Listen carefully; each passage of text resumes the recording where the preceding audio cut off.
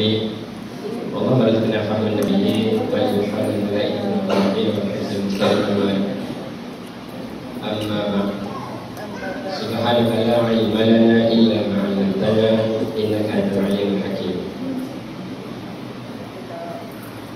Yang saya muliakan, yang bahagia Dr. Haji Makno selaku pengurusi surau yang juga pengurusi persaudaraan penduduk Taman Izora, seluruh ahli jawatan kuasa surau, seterusnya tuan-tuan dan puan rahmati Allah, dan yang bahagia Ustaz yang handsome di hadapan saya ni, kan? Muda yang handsome.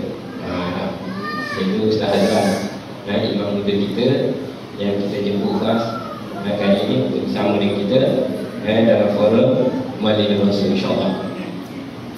Jadi tuan-tuan yang rahmati Allah, kita masih lagi menunggu imam muda aman, tapi tak apa, dekat lah sebenarnya, tak jauh.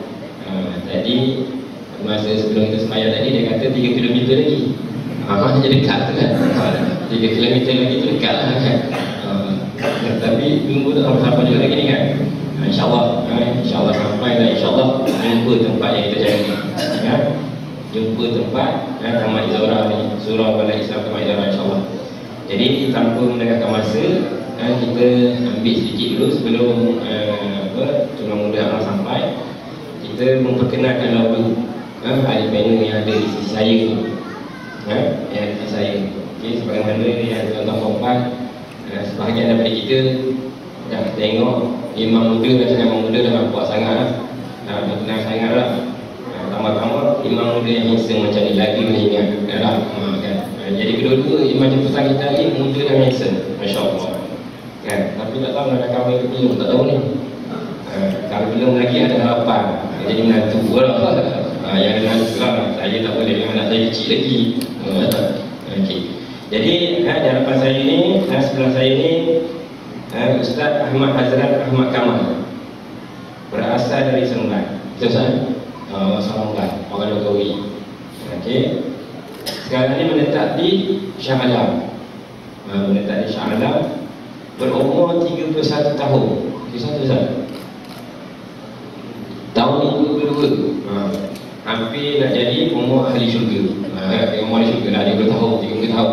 Jadi kalau nak tengok ahli syurga, muda, handsome, cacat, kita tengoklah umur Ustaz kita, kan? Umur ahli syurga 33 tahun. Dah baik juga, alhamdulillah. Dan dari segi kelulusan pengajian, iaitu pengajian Al-Quran dan Qiraat di Universiti Al-Azhar. Universiti Al-Azhar. Sekolah dulu di Itqan, Institut Tahfiz Al-Quran Negeri Sembilan. Jadi alhamdulillah, itu latar belakang yang saya dapat. Berdata yang bahagia Ustaz. Sebab tu sini dia Ustaz tak bagi tahu kahwin ke belum. Jadi kita kena tanya lah. Ke rahsia Ustaz? Rahsia ke? Rahsia ke Ustaz kata, Masya Allah. Jadi dia kena kilau pula kita ni kan. Agak-agaknya tuan-tuan perempuan dah kahwin ke belum imam muda kita ni? Kalau belum lagi, ada harapan kan? Ada harapan, insyaAllah.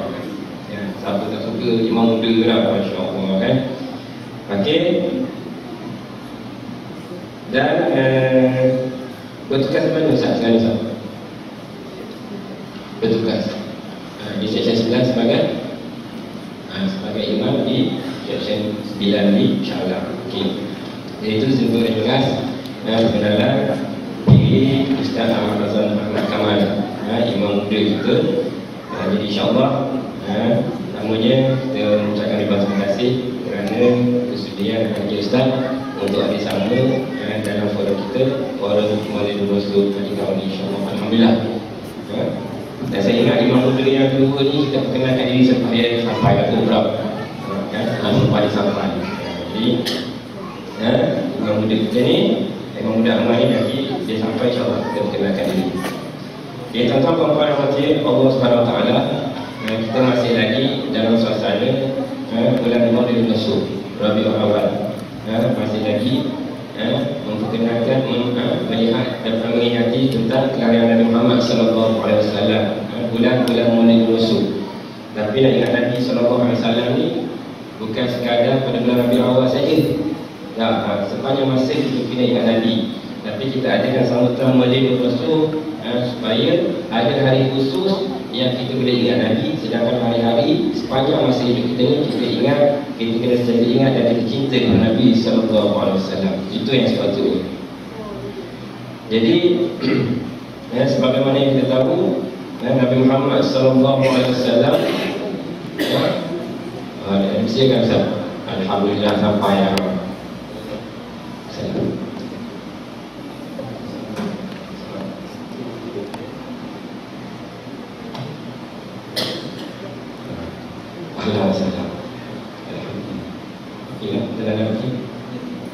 Alhamdulillah perjalanan kita okey.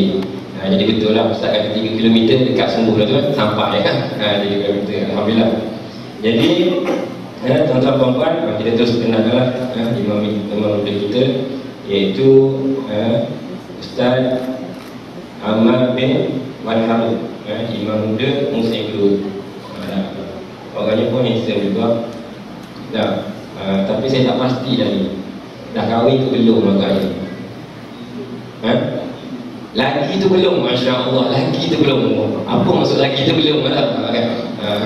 Jadi maknanya imam muda kita juga dari segi umurnya 31 tahun juga. Sama umur lah Ustaz Azran kita, sama 31 tahun. Kelulusan syariat dan undang-undang di Kuwait, ijazah ilmiah pengajian Islam dan bahasa Arab, CJ syahadat tahfiz Al-Quran di Madrasah Miftahul Ulum Sipetali Kuala Lumpur. Alhamdulillah merupakan Ustaz yang berpengalaman dalam pengajian Al-Quran Karim, guru Ustaz kita insyaAllah. Jadi saya juga ucapkan terima kasih kerana kesudian Ustaz dan guru Ustaz kita Ustaz Azran bersama untuk sama-sama hadir dalam forum kita pada hari ini, iaitu forum yang berkaitan dengan Maulid Rasul sallallahu alaihi wasallam. Jadi tuan-tuan puan-puan yang dirahmati Allah, sebagaimana yang kita bicarakan tentang Nabi sallallahu alaihi wasallam, Nabi Muhammad sallallahu alaihi wasallam merupakan seafdal-afdal makhluk Allah di muka bumi Allah Subhanahu wa taala. Seafdal-afdal makhluk Allah di muka bumi Allah Subhanahu wa taala. Dan orang yang paling famous di dunia, kan? Dalam senarai orang yang paling terkenal di dunia, top 10 ni Nabi Muhammad sallallahu alaihi wasallam merupakan orang yang paling famous di dunia. Dan semua orang atas dunia ni, orang Islam mengenali Nabi sallallahu alaihi wasallam, begitu juga orang bukan Islam. Sebab itu nama yang paling banyak disebut oleh orang Nabi Muhammad sallallahu alaihi wasallam atas dunia. Barack Obama tak berapa ramai kenal, betul tak? Bill Clinton tak berapa kenal, tak berapa ramai kenal. Putin tak berapa ramai kenal, kan? Presiden-presiden lain, kan? Tapi Nabi sallallahu alaihi wasallam, Muhammad sallallahu alaihi wasallam, seluruh dunia mengenali Nabi Muhammad sallallahu alaihi wasallam. Dan orang yang paling banyak disebut namanya berlangsung Nabi Muhammad sallallahu alaihi wasallam dalam satu hari, dalam sepanjang kita berapa kali kita sebut, dalam azan kita berapa kali kita sebut, dalam tahiyat kita berapa kali kita sebut. Subhanallah, orang yang sangat mulia, orang yang sangat agung dan seafdal Allah yang akan jadi di muka bumi Allah SWT. Jadi hari ini kita membicarakan tentang Nabi Muhammad SAW. Jadi yang sebelah kiri saya panel Ustaz Ammar, insyaAllah Ustaz Ammar jadi panel pertama, dan Ustaz Azran panel yang kedua. Peraturannya, kita sebut peraturan dulu, malah lambat Ustaz Zul ni. Terima kasih. Okey, pusingan yang pertama kita ambil masa 15 minit. Soalan pertama, untuk pusingan pertama 15 minit untuk Ustaz Ammar dan 15 minit untuk Ustaz Azran, insyaAllah. Pusingan yang kedua 10 minit seorang. Pusingan yang ketiga kesimpulan 5 minit seorang, insyaAllah. Dah. Atau kalau ada waktu kecemasan, ada waktu tambahan, insyaAllah. Yang penting kita tengok para penonton macam mana. Kalau lepas ni tengok muka pintu je, kita tutup awal lah. InsyaAllah. Tapi insyaAllah kita akan setia sampai ke penghujung acara, insyaAllah. Jadi Ustaz, soalan pertama boleh Ustaz? Okey, soalan pertama. Dah tenang Ustaz kan? Okey, alhamdulillah. Siap kau Ustaz. Pukul dah sampai kan. Nak tanya soalan kena bagi tenang dulu. Okey, soalan pertama berkaitan dengan Maulid Rasul sallallahu alaihi wasallam. Bolehkah kita menyambut hari kelahiran Muhammad sallallahu alaihi wasallam? Kalau kita tengok tuan-tuan puan, kita ni sambut hari kelahiran kita. Kita sambut hari kelahiran anak-anak kita. Nah, kita sambut hari kelahiran isteri yang tercinta, suami yang tercinta. Kita sambut. Tanda kita sayang kepada isteri, kepada anak-anak, kepada suami. Kadang-kadang isteri ingat hari lahir kita lah, sebab dia sayang kat kita. Kita ingat tak? Orang lelaki payah sikit lah ingat kan? Orang lelaki pun sayang juga mesti. Tapi manusia yang bernama Muhammad sallallahu alaihi wasallam ni, orang yang kita sambut hari lahir kita ni, bolehkah dari sini kita menyambut hari kelahiran Nabi Muhammad sallallahu alaihi wasallam, Nabi yang mulia? Silakan Ustaz.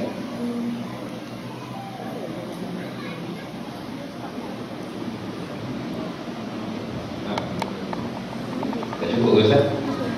Ustaz tanya, memang ini jaga Ustaz kan? InsyaAllah cukup kan? Tak ada.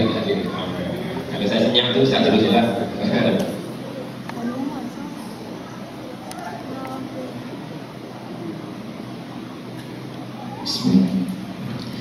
Bismillahirrahmanirrahim. Assalam.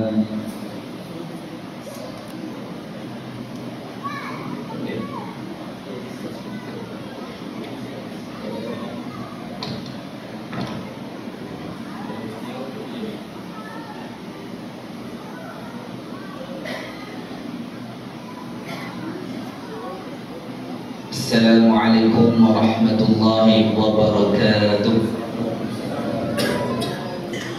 Innal hamdalillah nahmaduhu wa nasta'inuhu wa nastaghfiruh wa nu'minu bihi wa natawakkalu alayhi wa na'udzu billahi min shururi anfusina wa min sayyiati a'malina.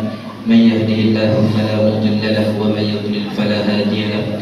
Wa nashhadu an la ilaha illallah wahdahu la sharika lahu. ونشهد أن سيدنا محمدا عبده ورسوله. اللهم صل وسلم وبارك على سيدنا محمد وعلى آله وصحبه أجمعين. أما بعد، رب اشرح لي صدري ويسر لي أمري واحلل عقدة من لساني يفقهوا قولي. سبحانك لا علم لنا إلا ما علمتنا إنك أنت العليم الحكيم ولا حول ولا قوة إلا بالله العلي العظيم.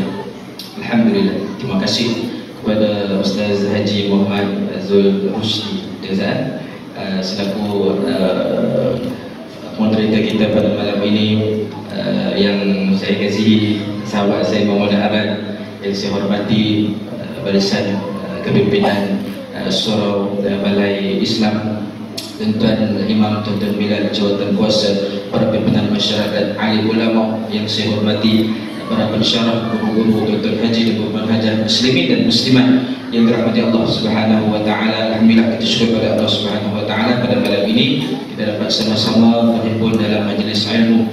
Jadi saya terus menjawab soalan yang diajukan. Asal lagi terlanjur masa Ustaz dah. Saya mukadimah dia dah minat dah. Jadi saya terus pada jawapan daripada persoalan yang ditanya oleh Ustaz. Apakah hukum ataupun bolehkah? Apa Ustaz tadi soalan? Apakah boleh? Bolehkah tidak kita nak sambut Maulid Rasul? Mungkin sebahagian orang soalan tu soalan yang agak kontroversi lah, kan? Sebab ada sebahagian orang yang mengatakan tak boleh kita sambut. Ada orang kata tak boleh kita sambut Maulid Rasul. Kalau nak sambut birthday anak tak apa boleh. Nak sambut birthday isteri, iswan, istu, iswa, yang tu semua boleh. Betul? Banyak sangat kan? Kalau nak sambut birthday siapa-siapa boleh. Tapi kalau nak sambut birthday Nabi, yang tu tak boleh, sebahagian orang kata. Ya? Jadi kita pun sebahagian orang kita keliru. Takkan tak boleh kot. Takkan tak boleh. Untuk anak, untuk cucu, kalau yang ada cucu orang Ustaz, yang ada cucu, ada sambut beli kek, ya? Kek sampai bertingkat-tingkat kan? Macam-macam lah kita buat makan besar, makan luar dan sebagainya. Jadi kata ulama, hukum kita mengatakan sambutan Maulid Rasul hukumnya adalah sunnah. dan mendapat pahala. Hukumnya adalah sunat dan mendapat pahala. Okey, baik. Apakah dalilnya? Sekarang ni orang nak minta dalil saja. Kan? Orang nak minta dalil, apa dalilnya? Antara dalilnya yang kita boleh petik ialah dalam surah Yunus. Dalam surah Yunus ayat 58, Allah Subhanahu wa taala berfirman, A'udzu billahi minasy syaithanir rajim. Qul bi fadlillahi wa bi rahmatihi fa bidzalika falyafrahu huwa khairun mimma yajma'un. Subhanallahul azim. Dia kalau salah tolong tegur saya. Jadi dalam ayat yang ke-58 surah Yunus, Allah Subhanahu wa taala berfirman yang maksudnya, katakanlah dengan bifadlillah, dengan kurniaan Allah, wa bi rahmatihi, dan dengan rahmatnya. Dengan kurniaan Allah dan dengan rahmatnya, maka hendaklah dengan demikian itu mereka bergembira. Dengan kurniaan Allah yang pertama dan dengan rahmat Allah Subhanahu wa taala, maka hendaklah mereka bergembira. Itu adalah lebih baik daripada apa yang mereka himpunkan. Jadi kata Imam As-Suyuti rahimahullah taala menukilkan tafsiran Sayyidina Ibnu Abbas radhiyallahu anhu bahwasanya yang dimaksudkan wa bi rahmatihi. Jadi bi fadlillah wa bi rahmatihi, dengan kurniaan Allah dan dengan rahmatnya, maka hendaklah mereka bergembira.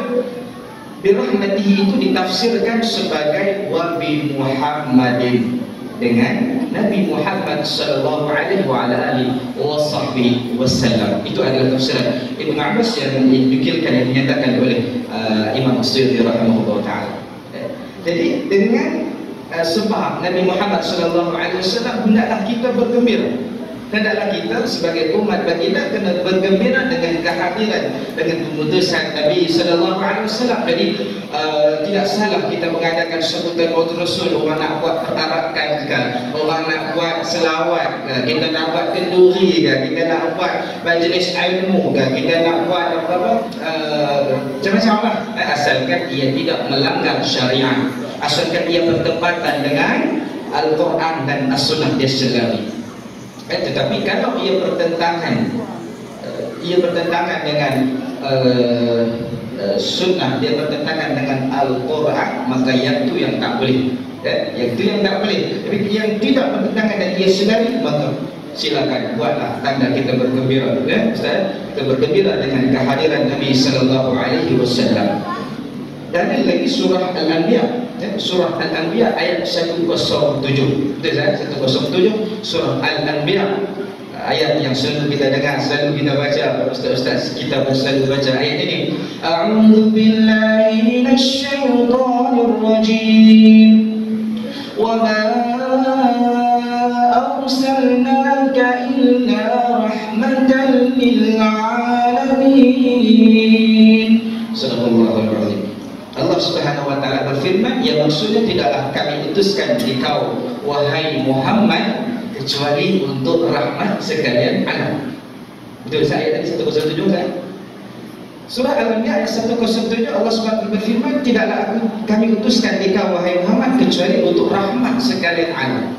Makna kata Allah hantar Nabi untuk memberi rahmat kepada kita, kepada semua, bukan sahaja alam manusia, tetapi kepada semua alam haiwan pun turut mendapat rahmat daripada pengutusan Nabi sallallahu alaihi wasallam. Bukan sahaja manusia yang hidup di zaman Nabi sahaja, tetapi sampai hari kiamat yang terakhir juga mendapat rahmat daripada kehadiran Nabi sallallahu alaihi wasallam. Ya, dan bukan sahaja orang yang beriman yang mendapat rahmat daripada pengutusan Nabi, orang yang tidak beriman pun mendapat rahmat di dunia. Di dunia dengan mereka diselamatkan daripada azab-azab yang menimpa umat-umat yang terdahulu. Kalau kita baca Quran, kita baca hadis, kita baca sejarah bagaimana umat-umat dahulu yang diazab dengan berbagai azab, tetapi umat ini tidak seperti umat-umat yang terdahulu, walaupun macam-macam amalan jahiliyah yang lebih teruk daripada umat-umat yang terdahulu. Allah Akbar. Itu daripada Al-Quran yang mengatakan bahwasanya boleh, bahkan kita disunatkan untuk bergembira, untuk kita menyambut Maulid Rasul sallallahu alaihi wasallam. Baik, kalau kita tanya apakah dalil daripada hadis? Itu daripada Quran. Apakah dalil daripada hadis? Antara satu hadis yang diriwayatkan oleh Sayyidina Abu Qatadah Al-Ansari radhiyallahu anhu, yang dipetik daripada kitab Sahih Muslim, anna Rasulullah sallallahu alaihi wasallam su'ila an shaum yaumil itsnain. Bahwasanya Rasulullah sallallahu alaihi wasallam ditanya mengenai berpuasa pada hari Isnin. Tuan-tuan, kan hari Isnin kan kita disunatkan berpuasa. Maka Nabi ditanya, ya Rasulullah, misalnya, ya Rasulullah, mengapa tuan berpuasa pada hari Isnin? Dan apa kelebihan ataupun apa keistimewaan hari Isnin itu? Maka Nabi sallallahu alaihi wasallam menjawab, fihi ulitu, pada hari Isnin aku dilahirkan. Ya, pada hari Isnin aku dilahirkan. Wa fihi unsila ilayya, dan pada hari itu, pada hari Isnin aku diturunkan wahyu kepada diriku. Jadi tuan-tuan, kata ulama, simbolik bahwasanya Nabi sendiri secara tidak langsung telah menyambut hari kelahiran baginda pada waktu haid Nabi sallallahu alaihi wasallam dengan apa? Bukan dengan kek, bukan dengan makan-makan besar dan sebagainya. Nabi bersyukur atas kelahiran Nabi, Nabi bersyukur atas pengutusan ataupun diturunkan wahyu kepada Nabi dengan berpuasa. Ini hadis sahih daripada sahih kitab Sahih Muslim. Jadi ini sebahagian dari yang mengatakan disunatkan untuk kita mengadakan sambutan Maulid Rasul. Ada ini? Apa yang pengen Allah tempat-tempat. Jadi saya rasa cukup sekali itu. Masa pun dah habis untuk round yang pertama. Jadi saya serahkan kepada Al-Ustaz. Alhamdulillah, tuan-tuan, kita dah dapat pencerahan. Tapi Ustaz pun di tempat yang kami ni, Masya Allah. Okey, pencerahan boleh atau tidak kan? Kadang-kadang di luar sana masih lagi timbul soalan boleh ke tak boleh, boleh ke tak boleh kan? Jadi Ustaz dah bagi penjelasan berdasarkan Al-Quran Al-Karim dan juga bersandar kepada Rasulullah sallallahu alaihi wasallam. Yang pertama, kata Ustaz, kepada Ustaz, sunat hukumnya kita menyambut hari raya Nabi sallallahu alaihi wasallam. Sebab apa? Rasa tanda, rasa timbul rasa gembira dengan kelahiran manusia agung, lahirnya Nabi sallallahu alaihi wasallam, sebagai rasa tanda gembira.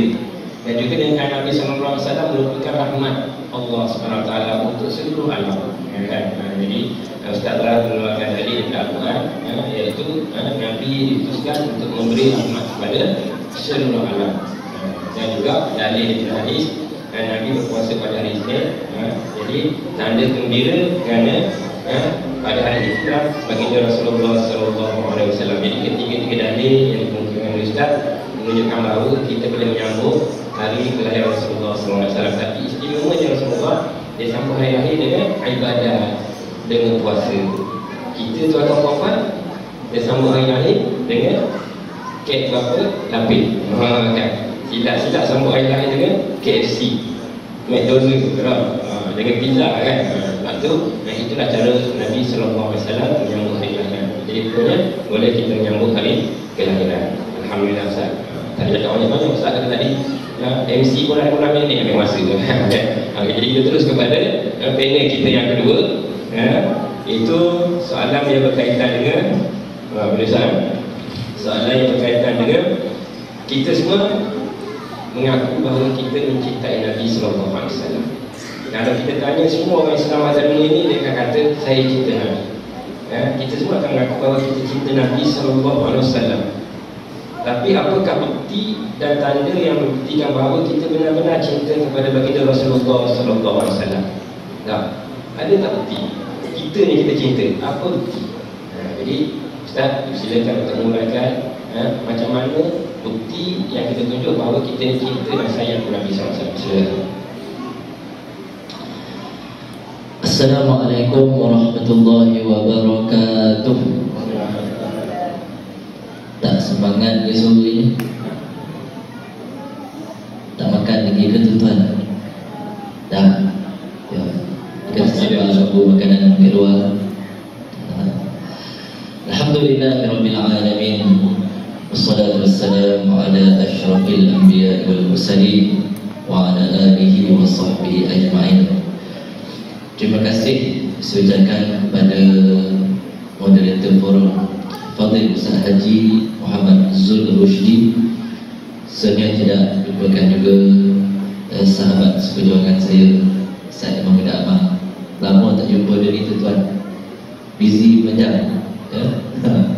Tahu serentak bersama serta seterusnya ya, dihormati pengurusi surau merangkap pengurusi serta penduduk Dr. Haji Muhammad Nur Haji Sa'id, tuan-tuan, puan-puan, kawan-kawan surau, muslimin muslimat, anak-anak adik-adik saya kasih sekalian, alhamdulillah, syukur kepada Allah Subhanahu wa taala ya, tuan-tuan dapat hadir dalam majlis ilmu pada malam ini. Mungkin ketika jiran-jiran kita, saudara-saudara kita yang lain tu duduk relax dekat rumah, mungkin ada yang sibuk melayan filem dan sebagainya, tapi alhamdulillah ya, muslimin muslimat di surau ini kita dapat bersama-sama untuk menunjukkan bahawa kita ni cinta Rasulullah SAW. Terus soalan, mungkin semua orang boleh sebut bahawa kita cinta Allah dan Rasul. Mungkin semua orang boleh katakan saya cinta Allah dan Rasul. Semua boleh kata itu tuan. Persoalannya, adakah Allah dan Rasul cinta dan kasih kepada kita? Ni ya, takutlah bila kita dengar. Pada satu ketika Rasulullah SAW dan para sahabat di dalam perang Khaybar. Waktu itu Nabi memimpin tentera Islam. Kemudian Nabi kata, esok aku akan berikan panji ataupun bendera ini kepada salah seorang di kalangan kamu wahai sahabat, di mana di tangannya itu nanti Allah akan berikan kemenangan. Dia cinta Allah dan Rasul, Allah dan Rasul pun mencintai dirinya. Lalu apabila para sahabat mendengar kata-kata Rasulullah SAW tersebut, masing-masing malam tu tak lelap, tak reda. Orang Qabar tak tolak betul kan, pusing kanan, tak boleh tidur kiri, tak boleh tidur, bangun, duduk, sibuk fikirkan ya Allah, harap dan orang yang dipilih oleh Rasulullah SAW. Sebab kata-kata tu mahal tu. Dia cinta Allah dan Rasul, Allah dan Rasul pun cinta dan kasih kepada dia. Keesokan harinya tuan-tuan dan puan semua, lepas solat pagi subuh, para sahabat pakat kumpul ramai depan Nabi, tak sabar-sabar untuk tahu siapakah orang yang akan dipilih oleh Rasulullah SAW. Sebab apa yang Nabi pilih itu juga pilihan Allah Subhanahu wa taala. Lalu Nabi tengok daripada ujung kanan ke kiri, sahabat duduk ke depan ni masing-masing sibuk memanjangkan leher dia supaya dia dipilih. Macam zaman sekolah dulu lah, bila cikgu nak pilih kan, masing-masing saya cikgu, saya tentulah ibarat itu tuan dan puan semua, manjang-manjangkan kepala supaya ada harapan Nabi pilih dia sebab dia ke depan. Tak ada seorang pun yang Nabi pilih. Tiba-tiba keluar soalan daripada Nabi. Nabi kata apa? Mana perginya Ali radhiyallahu ta'ala anhu? Sahabat kata apa? Ya Rasulullah, Sayyidina Ali ada di dalam kemah. Kenapa dia tak keluar? Dia sakit mata ya Rasulullah. Nabi pun pergi ke kemah Sayyidina Ali radhiyallahu anhu. Ternyata betul Sayyidina Ali sedang sakit mata. Lalu Nabi pun ludah ke dalam biji mata sahabat yang mulia itu tuan. Bila dah terus sembuh penyakit itu, malahan dia kata bahawa bermula dari saat itu mata dia tak pernah sakit-sakit, lebih sihat daripada sebelumnya. Itu mukjizat seorang Nabi utusan Allah, kekasih Allah. Kalau tuan-tuan sakit mata datang jumpa saya, Imam muda, saya ni sakit mata, tapi apa saya boleh tolong mudahkan boleh tak? Boleh, best ni. Mungkin lebih tu tuan butuh tu betul. Sebab saya bukan Nabi dan Rasul, saya bukan wali Allah. Tapi di kalangan manusia biasa ni Allah jadikan ada manusia yang kita sebut keramat atau karamah. Ini memang betul-betul berlaku tuan-tuan. Sebab dia ni beramal dengan ilmu yang dia ada. Dia tidak lihat, dia tak fikir diri, dia ikhlas. Ilmu dia itu dia beramal, malah dia sampaikan kebaikan kepada orang ramai. Ada itu. Allah jadikan karamah ini kesinambungan daripada irkhas dan juga mukjizat yang Allah khususkan buat para Nabi dan Rasul yang Allah jadikan. Dan menunjukkan bahawa manusia biasa pun ada karamah. Ini kan pula Nabi dan Rasul. Bukti. Ya. Lalu Nabi serahkan bendera tersebut. Sayyidina Ali memimpin pasukan perang di dalam perang Khaybar. Lalu berjuang para sahabat, memang benar mencapai kemenangan. Sebab kalau kita tengok Sayyidina Ali radhiyallahu anhu ni, dia ni memang dia tunjukkan bahawa dia memang cinta Allah dan Rasul bersungguh-sungguh dia. Dia beramal dengan ilmu dia. Allah kurniakan kekuatan yang luar biasa kepada dia. Contoh dalam perang tersebut ada dua riwayat. Satu Jabir bin Abdullah dia kata, kami melihat ya, apabila Ali memimpin pasukan perang ini, dia masuk ke kota Khaybar, dia cabut pintu kota tersebut, lalu dia letak atas belakang dia ni, dia suruh para sahabat naik panjat masuk dalam kota Khaybar untuk melawan kota tersebut. Para sahabat naik satu persatu, tengok dah ada orang dekat bawah. Ali pun, sahabat kata, kami cuba untuk mengangkat pintu tersebut. Pintu kota tuan. Kita jangan sobot pintu kota lah. Pintu surau ni belum tentu kita dapat angkit sendiri. Ya, ya. Sahabat kata 40 orang barulah pintu tu boleh diangkat. Riwayat yang kedua pula, Ibn Asakir juga mungkinkan bahawa sama juga perang Khaybar. Kali ini dia tengok Sayyidina Ali bin Abi Thalib mencabut pintu itu dan menjadikan perisai untuk jadi pelindung dalam perang tersebut.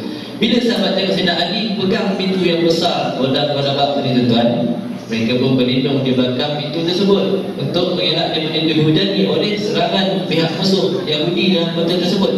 Terselamatlah mereka. Dan riwayat kata kalau sahabat tersebut mengangkat sangat 8 orang tak terangkit pintu itu. Punya berat. Allah punya dari kekuatan.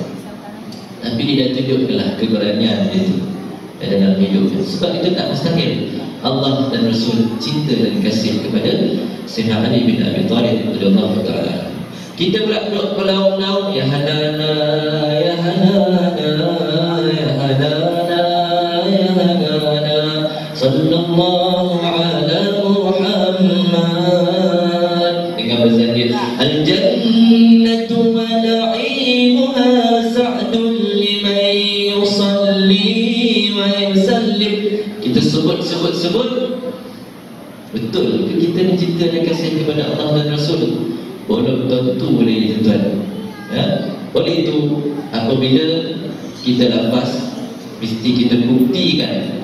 Mari kita lihat ya, waktu yang singkat ini saya nak kongsi dengan tuan-tuan dan puan semua ya, bukti dan tanda bahawa kita ni betul-betul mencintai Allah dan Rasul. Yang pertama, sudah semestinya kita yakin dan percaya bahawa Rasulullah sallallahu alaihi wasallam ini merupakan Nabi dan Rasul yang terakhir diutus oleh Allah Subhanahu wa taala ke atas muka bumi. Mesti betul-betul yakin. Itu antara rukun iman di sana. Dan rukun iman ya, percaya bahawa ya, Allah utuskan Nabi dan Rasul. Namanya Rasul yang terakhir ini, itu Nabi Muhammad sallallahu alaihi wasallam. Ya.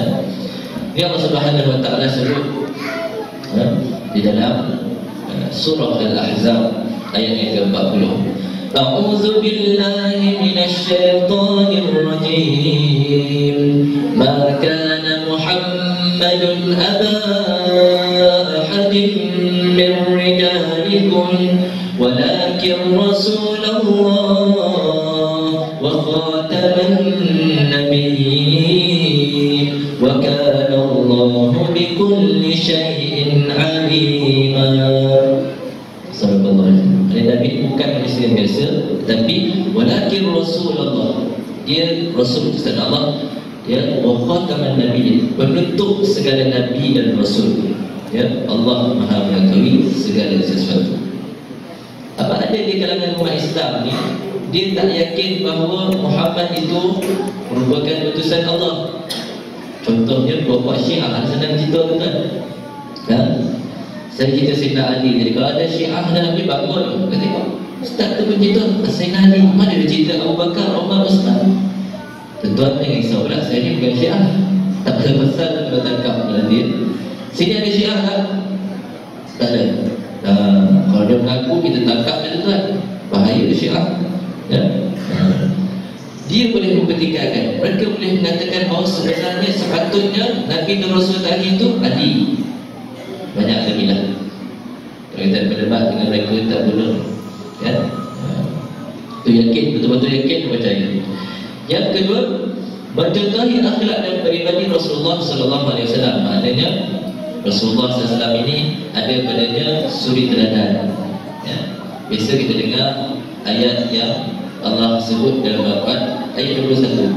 Laqad kana lakum fi Rasulillahi uswatun hasanah liman kana yarjullaha wal yawmal akhir wa dzakarallaha katsiran. Sadaqallahul Azim.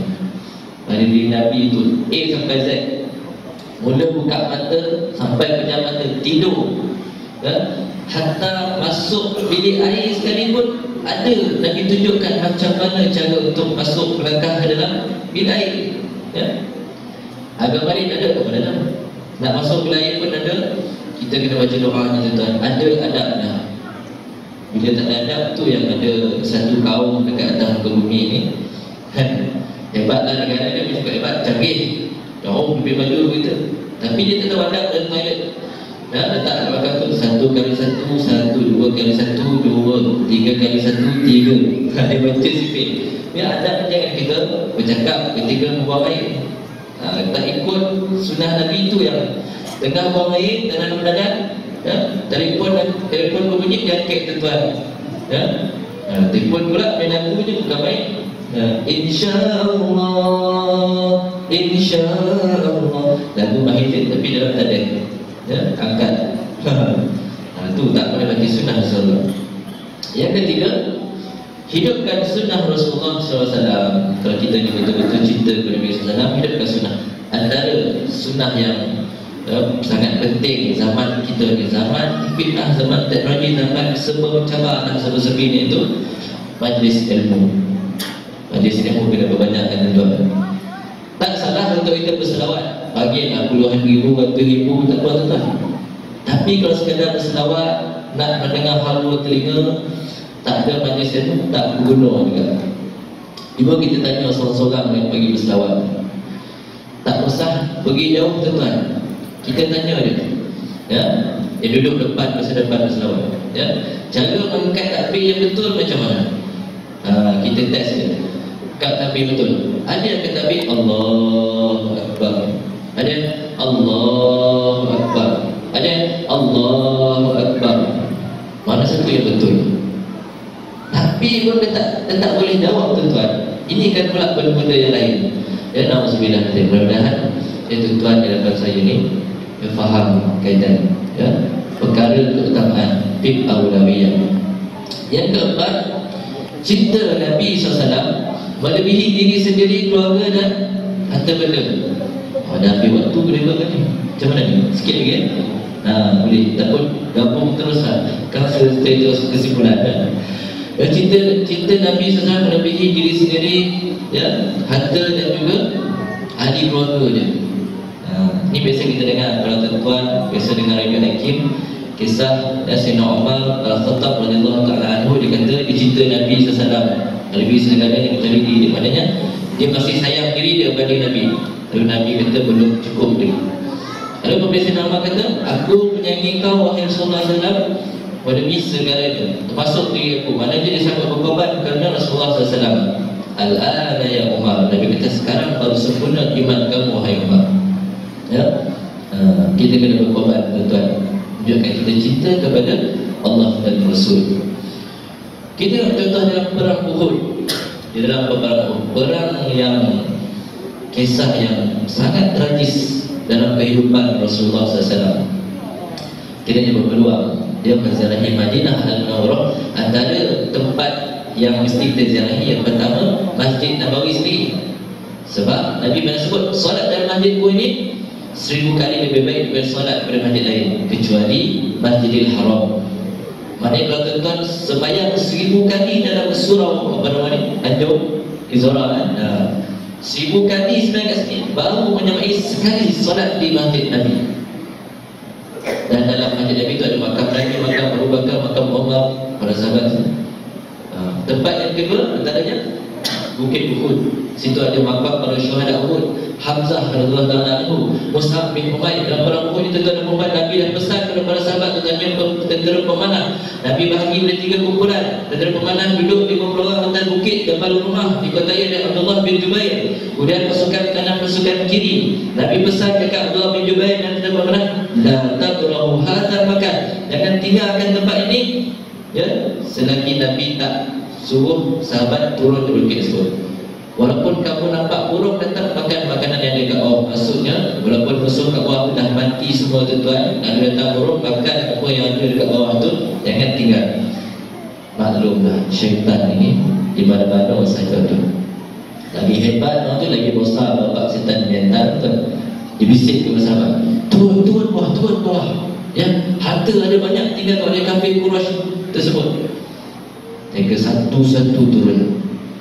Tapi dipimpin oleh Khalid Al-Walid, pasukan musuh ini. Waktu tu Khalid Al-Walid belum masuk Islam. Rupanya pasal strategi yang lain, dia tak cabut lagi balik kampung dia. Dia pusing ke belakang, dia mengendap ke belakang, tengok tak aman, lalu dia seru.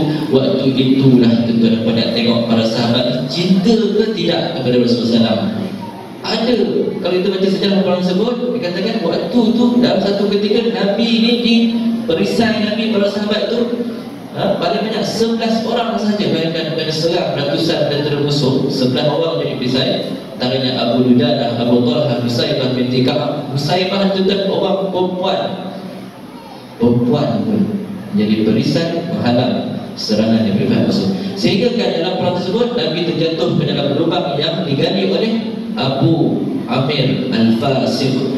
Lalu mereka kata Muhammad dah mati. Sedih para sahabat, takut pun ada. Punya masih hidup. Dan waktu itulah muka Nabi ni ya kena tembus dengan alat daripada pihak musuh. Lalu patah gigi Nabi, berdarah muka Nabi ni tuan-tuan dan perempuan. Bila besi tertusuk dalam muka Nabi, seorang sahabat datang, dia nak cabut. Kalau menggunakan tangan saya, Nabi akan terasa sakitnya. Apa yang dia buat? Cinta dia kepada Nabi. Dia gunakan gigi dia, tarik perlahan sampai Nabi tak terasa sakitnya di pipi Nabi ni. Nabi tak terasa, sehingga patah gigi-giginya, berdarah gusinya tuan-tuan. Lalu Nabi kata, gigi kamu dah habis berdarah. Lalu sahabat dia kata apa? Aku menyayangi kau lebih daripada dia aku sendiri, ya Rasulullah. Aku tak sanggup pada hati kau disederhanakan ini. Datang seorang yang datang berdarah muka Nabi, lalu dia hirupnya darah tersebut. Dia tak nak darah itu tumpah atas muka bumi. Dia tak ludahkan keluar, sebalik dia telan masuk dalam badan itu tuan. Sebatilah darah yang mulia itu dengan darah dirinya. Dan Nabi kata, darah yang bercampur dengan darah itu takkan dimamah oleh api neraka. Wallahu a'lam. Kita akan sambung ini insya-Allah.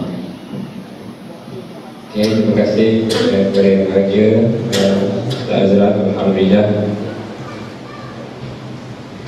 Jadi satu uraian yang panjang lebar berkaitan dengan bagaimana tanda cita-cita Nabi sallallahu alaihi wasallam. Yang pertama, sebagaimana yang disampaikan Ustaz, itu kita yakin dan percaya bahawa Nabi Muhammad sallallahu alaihi wasallam adalah Nabi yang terakhir, Nabi yang Rasulullah yang terakhir. Yang kedua, kita kena contohi akhlak Rasulullah SAW. Dan yang ketiga, kita kena mempertahankan diri kita Rasulullah ini melebihi daripada segala cinta kepada makhluk Allah. Baik cinta pada isteri, baik cinta pada ahli keluarga yang lain. Sebab tu dalam contoh tadi, macam mana dalam peperangan Uhud, 11 orang sahabat Rasulullah yang menjadi benteng kepada Rasulullah SAW. Masya Allah. Sedangkan beratus ribu tentera musuh kalau boleh nak bunuh Rasulullah SAW pada ketika itu. Itu tandanya sahabat sanggup hilang nyawa sebagai kadang nanti kerana mencintai Nabi SAW. Dalam kisah ini kita menarik contoh perempuan. Di sana ada seorang hamba Allah yang sangat mulia namanya Uwais. Uwais ini betapa dia menggambarkan dia cinta kepada Nabi SAW. Dalam kisah peperangan Uhud ni, dia tengok macam mana Nabi terluka, Nabi patah gigi sebagaimana yang saya sebut tadi. Jadi Uwais ni dia cinta Nabi, dia buat macam mana? Dia ambil batu, dia empak kepada pipi, Masya Allah. Kan? Jadi orang tak tanya kenapa kamu macam tu yang Uwais? Aku nak tahu macam mana rasanya macam mana rasanya sakit Rasulullah SAW apabila gigi dia patah dalam peperangan itu. Masya Allah. Cintanya seorang hamba Allah kepada Nabi. Nak rasa Nabi sakit macam mana kita rasa? Masya Allah. Kita kalau orang agak dia tanya cara rasa untuk gigi dia. Kan? Belum tentu juga. Ini bukan cintanya seorang sahabat kepada Rasulullah SAW. Terima kasih Ustaz. Sesungguhnya kita amal kita, kalau boleh sambung sikit lagi.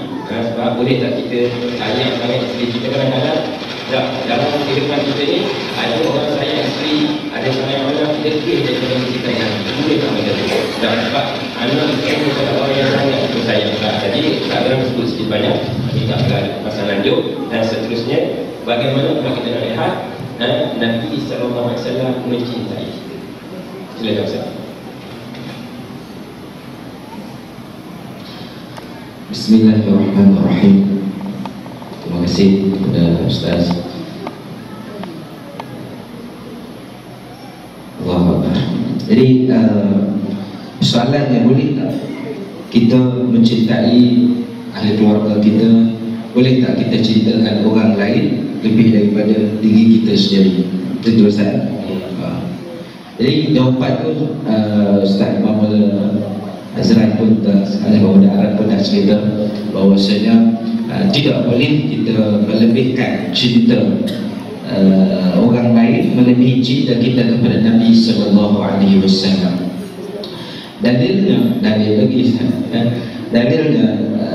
dalam hadis Nabi SAW bersabda, la yu'minu ahadukum hatta akuna ahabba ilayhi min walidihi wa waladihi wan nasi ajma'in. Atau kama qala sallallahu alaihi wasallam, tak sempurna iman salah seorang daripada kamu sehingga dia kasih kepada aku, dia kasih kepada Nabi sallallahu alaihi wasallam, mengatasi kasihnya kepada ayah ibunya, mengatasi kasihnya kepada anak-anaknya, mengatasi kasihnya kepada sekalian manusia semua sekali.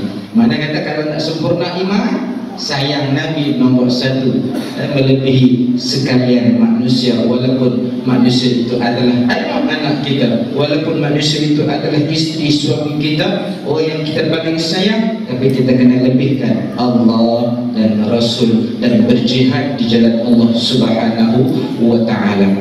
Dan bukan dalam surah At-Taubah, dalam surah At-Taubah ayat 24, tak silap saya, ayat 24 surah At-Taubah, Allah Subhanahu wa Ta'ala berfirman, A'udzu billahi minasy syaithanir rajim. Qul in kana aba'ukum wa abna'ukum wa ikhwanukum wa azwajukum wa ashiratukum wa amwalun iqtaraftumuha wa tijaratun takhshawna kasadaha wa masakin tardawnaha ahabba ilaykum min Allahi wa rasulihi wa jihadin fi sabilihi fatarabbasu hatta ya'tiya Allahu bi amrihi wallahu la yahdi al-qawmal fasiqin. Sallallahu alaihi. Allah Subhanahu wa Ta'ala berfirman, yang maksudnya katakanlah, in kana aba'ukum, sekiranya ayah-ayah kamu, yang pertama, wa abna'ukum, dan anak-anak kamu, wa ikhwanukum, dan saudara-saudara kamu, yang ketiga. Yang keempat, wa azwajukum, dan istri-istri ataupun pasangan kamu, suami kamu, wa ishiratukum, dan ahli keluarga kamu, wa wa amwalun iqtaraftumuha wa tijaratun takhshawna kasadaha, dan harta-harta yang kamu usahakan dan juga perniagaan yang kamu takut akan kerugiannya, wa masakin tardawnaha, dan rumah-rumah yang kamu suka akan rumah-rumah kamu. Kalau ke-8 perkara ini kita cerita, kita baca di Quran, jika perkara yang 8 ini Allah kata ahabba ilaikum minallahi wa rasulih, kamu lebih cinta perkara-perkara ini, lebih kamu cinta daripada cinta kamu kepada Allah, lebih daripada kamu cinta kepada Rasulullah, lebih daripada cinta itu melebihi cinta kamu kepada berjihad di jalan Allah Subhanahu wa ta'ala. Fatarabbasu, maka tunggulah sehingga Allah Subhanahu wa ta'ala mendatangkan akan keputusannya, dan Allah tidak akan memberi petunjuk kepada orang-orang yang melakukan orang-orang yang fasik. Jadi ini ancaman daripada Allah Subhanahu wa ta'ala. Jangan kita melebihkan cinta kita kepada 8 perkara ni. Semua yang kita suka, yang kita sayang, suami kita, ayah kita, mak kita, anak kita, perniagaan kita, rumah kita, semua sekali memang kita sayang. Tapi jangan sampai sayang cinta ini lebih daripada cinta kita kepada Allah, cinta kita kepada Rasulullah, dan berjihad di jalan Allah Subhanahu wa ta'ala. Kalau tidak, Allah Ta'ala tunggulah kamu apa yang Allah Ta'ala nak bagi dekat kamu. Masya Allah. Jadi menjawab persoalan yang ditanya oleh Al-Fadhil Ustaz, bahawasanya tidak boleh kita melebihkan cinta itu. Ada Ustaz, sembang boleh lah, Ustaz pun sama juga macam kami kan? Contohlah, tuan-tuan, memang kita daripada zaman sekarang ni tepuk dada tanya iman, ya? Allah macam-macam Ustaz, kita cinta, saya cakap dia lebih Ustaz, tapi kalau belah dada kan, belah dada, kalau boleh tengok Ustaz pun sama, cinta apa, memanglah kita cinta, sayangkan anak kita Ustaz. Saya baru dapat anak 2 bulan lebih, 4 tahun kahwin baru dapat anak, jadi seronok lah kan, seronok, cinta. Tetapi tuan-tuan, bila kita adakan sambutan Maulidur Rasul ini, kita mendengar kata-kata ilmu daripada Al-Fadhil Ustaz. Jadi bertambah cinta kita. Yang sebelum ni kita nak sayang ke anak kita lebih sangat, tapi hari ini mudah-mudahan cinta kita kepada Allah dan Rasul bertambah sikit. Tak boleh banyak pun tak apa. Dan naik tak apa. Jangan dia turun kan. Kalau kita kata hatu bid'ah ini bid'ah, dan makin lama makin turun. Tapi kalau kita buat sambutan, dia makin lama makin naik. Allah ya hanana ya hanana, dengan kita rasa beruntungnya kita naik keimanan itu, naik kecintaan itu kepada Nabi sallallahu alaihi wasallam, dan ia merupakan ciri-ciri kesempurnaan iman. Dan yang kedua, Ustaz tanya bagaimana Nabi sallallahu alaihi wasallam mencintai kita. Jawapan ini saya rasa semua kita sudah tahu bagaimana Nabi terlalu mencintai kita. Dalam Al-Quran pun Allah menceritakan bagaimana Nabi sallallahu alaihi wasallam sangat-sangat sayang kepada kita, sangat-sangat cinta kepada kita. Antaranya dalam surah At-Taubah ayat 128. Allah Subhanahu wa taala berfirman, A'udzu billahi minasy syaithanir rajim. Laqad ja'akum rasulun min anfusikum 'azizun 'alaihi ma 'anittum harisun 'alaikum bil mu'minina raufur rahim. Subhanallahu azim. Allah berfirman, yang maksudnya telah datang kepada kamu satu orang Rasul daripada kalangan kamu sendiri, daripada diri kamu sendiri, azizun alaihi ma anitum, yang mana Rasul ini merasa berat dengan penderitaan kamu rasa susah, kamu menderita. Nabi sallallahu alaihi wasallam rasa berat, rasa susah hati. Allah, tuan-tuan, kalau seorang ibu, seorang ayah, anak-anak dia sakit demam, mak susah hati, ayah susah hati. Lepas ekor ni merah-merah ni, kena gigit nyamuk, kena ketik nyamuk, kena semut, kena gigit semut, mak susah hati. Kena semut pun mak susah hati, ayah susah hati. Tuan-tuan, Nabi lebih rasa susah hati, lebih daripada ayah dan ibu susah hati kepada anaknya. Ini Allah sendiri beritahu dalam Quran, berat rasanya apa yang penderitaan yang menimpa kamu. Harisun alaikum, Rasul ini sangat-sangat inginkan kebaikan, sangat-sangat inginkan keimanan dan kebaikan bagi kamu. Bil mu'minina raufur rahim. Rasul ini sangat santun, sangat penyayang terhadap orang-orang yang beriman. Dan tuan, hari ini kita kembali dengan kawan-kawan kita yang sama-sama Islam, kita duk gaduh saja, kita duk serang kawan-kawan kita yang beriman, sedangkan Nabi sangat santun, sangat penyayang terhadap orang-orang yang beriman. Dan juga dalam surah Asy-Syu'ara ayat yang ketiga, Allah Subhanahu wa taala menegur Nabi. Allah Taala beritahu, la'allaka bafi'un nafsaka alla yakunu mu'minin. Engkau wahai Muhammad, hampir-hampir kamu membinasakan diri kamu sendiri dengan kesedihan disebabkan mereka tidak beriman. Allah bagi tahu Nabi hampir membinasakan diri Nabi sendiri. Sebab apa? Sebab terlalu sedih orang-orang tidak beriman, orang-orang Mekah tidak beriman. Nabi sedih sehingga hampir-hampir membinasakan diri Nabi sallallahu alaihi wasallam. Ini satu tanda, satu bukti betapa cintanya Nabi kepada kita.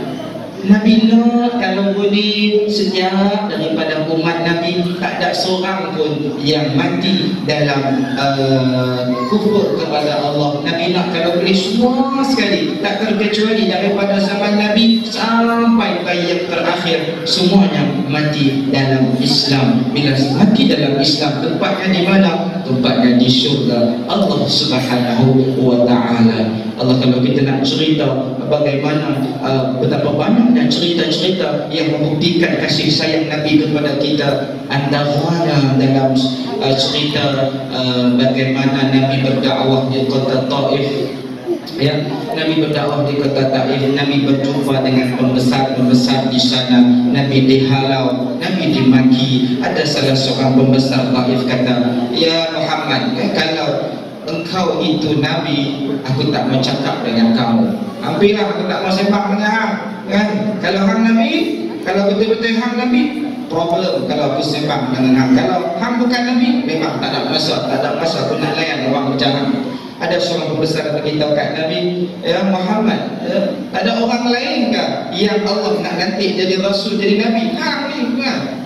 Macam-macam kata lista penghinaan yang Nabi terima. Sama juga bila Nabi berdakwah dengan rakyat-rakyat di sana. Akhirnya Nabi pun dihalau, Nabi dihalau, dan halau itu bukan semata-mata dengan kata-kata, tapi dengan batu, dengan dibalik dengan batu. Tuan-tuan, berdarah tubuh badan Nabi sallallahu alaihi wasallam. Allahu Akbar. Mengapa Nabi dibalik dengan batu? Mengapa Nabi dicerca, dimaki? Kerana apa? Kerana nakkan setiap daripada umat Nabi semuanya masuk dalam surga berjaya dunia dan akhirat. Buktinya bila datangnya malaikat over. Malaikat datang nak over, nak dihancurkan penduduk-penduduk Taif yang menghalau Nabi, yang menyakiti Nabi, yang membaling Nabi dengan batu. Nabi tidak terima, Nabi tidak ambil kesempatan. Tak apa, biarlah. Nabi tak terima. Kalau kita kena edit sikit lah, ataupun kita kena komen dekat Facebook lah. Kita buat status, orang komen kita apa lah, yang itu kita marah 44 hari. Marah 44 hari macam-macam kita nampak. Kita kata Nabi bukan kata maki, bukan kata hina, kena balik dengan itu. Ada kesempatan Nabi tak ambil, Nabi tak balas dendam. Nabi bahkan Nabi berdoa kepada penduduk Taif, Nabi berdoa kepada umat Nabi sallallahu alaihi wa alihi wasallam. Ada masalah tak? Ada lagi sikit? Sikit lagi. Oh, sikit. Masa kecederaan. Allahu Akbar. Itu tanda kecintaan Nabi sallallahu alaihi wasallam, dan bagaimana Nabi boleh memilih untuk hidup senang. Nabi boleh memilih kehidupan sebagaimana Nabi Sulaiman alaihissalam. Nabi Sulaiman alaihissalam memiliki kerajaan yang cukup hebat, Ustaz. Bukan sahaja manusia yang diperintah oleh Nabi Sulaiman, bahkan binatang-binatang pun diperintah juga oleh Nabi Sulaiman alaihissalam. Kita boleh baca dalam Quran, antaranya dalam surah An-Nam, ya, bagaimana dialog dialog semut. Nabi kata semut lah. Ada dialog daripada semut yang Allah kisahkan dalam Al-Quran. Ada cerita tentang burung hudhud.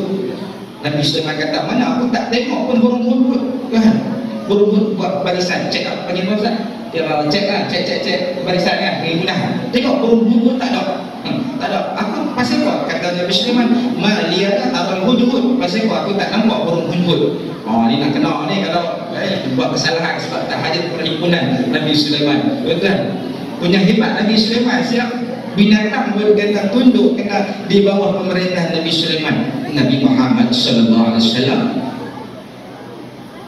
Sayyidul Anbiya, Sayyidul Mursalin, boleh ke Nabi nak memilih kehidupan macam Nabi Sulaiman, bahkan lebih daripada itu pun. Tetapi Nabi memilih kehidupan yang sederhana, yang susah, yang cukup-cukup. Diriwayatkan dalam hadis bagaimana sebulan ataupun dalam riwayat yang mengatakan berbulan-bulan dapur ataupun rumah Nabi sallallahu alaihi wasallam tidak berasap, tidak ada apa-apa yang dimasak. Yang ada di rumah Nabi selama berbulan-bulan hanyalah air dan buah tamar, buah kurma dengan ayam biasa, ya, yang tu je ada kat rumah Nabi untuk dimakan. Bukannya satu hari, tuan-tuan, berbulan-bulan lamanya. Masya Allah, kita tiap hari sarapan nasi lemak, roti cadai, capati, tu baru sarapan. Belum tengah hari, belum petang, saya lagi nak kena apa pula tau. Lagi balik pula sebelum sampai rumah, siwah lagi, minum kopi, balik rumah tengok ada es, ada aiskrim ke apa, malu ni, tuan-tuan, berbeza. Jadi Ustaz pun dah insya-Allah dah. Jadi saya rasa cukup pas kepada Al-Fadhil Ustaz. Wallahu a'lam. Ya, alhamdulillah, tuan-tuan, subhanallah. Tergambarkan bahawa Nabi sallallahu alaihi wasallam sangat-sangat mencintai umatnya.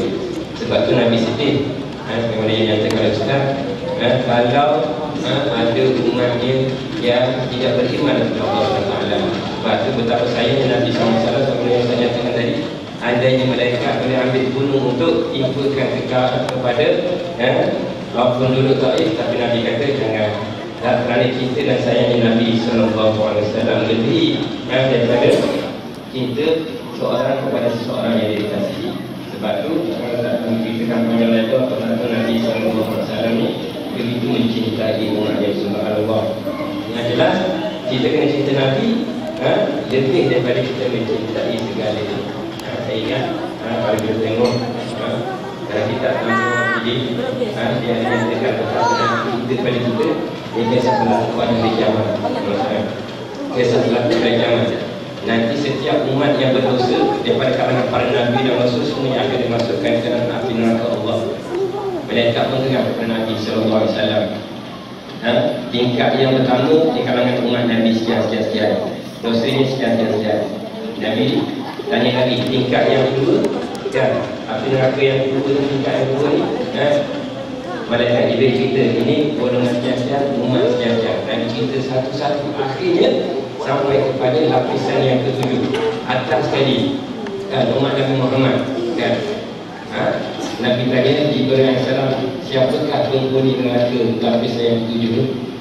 Tingkat yang kedua ni, yang paling tinggi, yang paling ringan berbanding dengan umat-umat yang lain di dasar api neraka, kan?